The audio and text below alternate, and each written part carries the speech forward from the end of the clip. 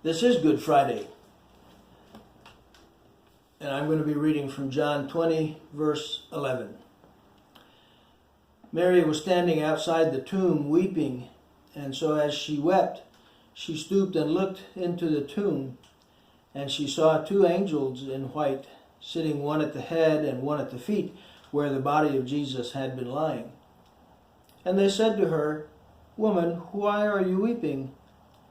She said to them, "Because they have taken away my Lord, and I do not know where they have laid him." When she had said this, she turned around and saw Jesus standing there, and she did not know that it was Jesus. Jesus said to her, "Woman, why are you weeping? Whom are you seeking?" Supposing him to be the gardener, she said to him, "Sir, if you had carried him away, tell me where you have laid him, and I will take him away." May I make a bold admission? The question that the angels and Jesus asked Mary, weeping in a cemetery, seems on the surface highly impertinent. I mean, she's in a cemetery. Why do you think she would be weeping? Besides, grief is a rather private affair. It seems inappropriate to intrude, especially to ask an obvious question. I remember some years ago walking through a cemetery and seeing a woman in front of a gravestone. I thought about going to her to offer some word of comfort. Maybe I should have. But I thought, no, that would be intrusive and might even be interpreted as me trying to take advantage of her in a vulnerable state. So I just left her alone. Well, I don't really believe that Jesus was being impertinent. And I've learned that he never asked silly questions that had obvious answers.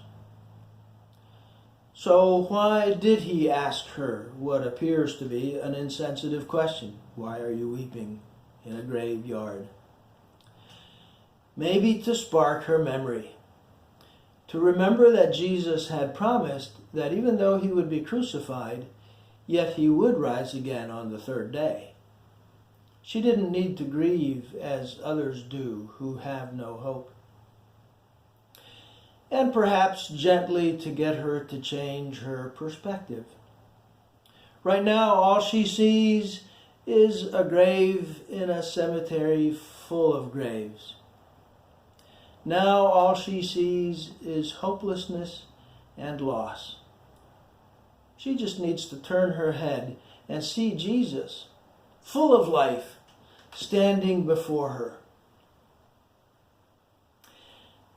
Maybe it would be good for us to occasionally look away from all the death and destruction and fighting and despair around us and look at the living Jesus instead and remember his gracious promises and his faithfulness.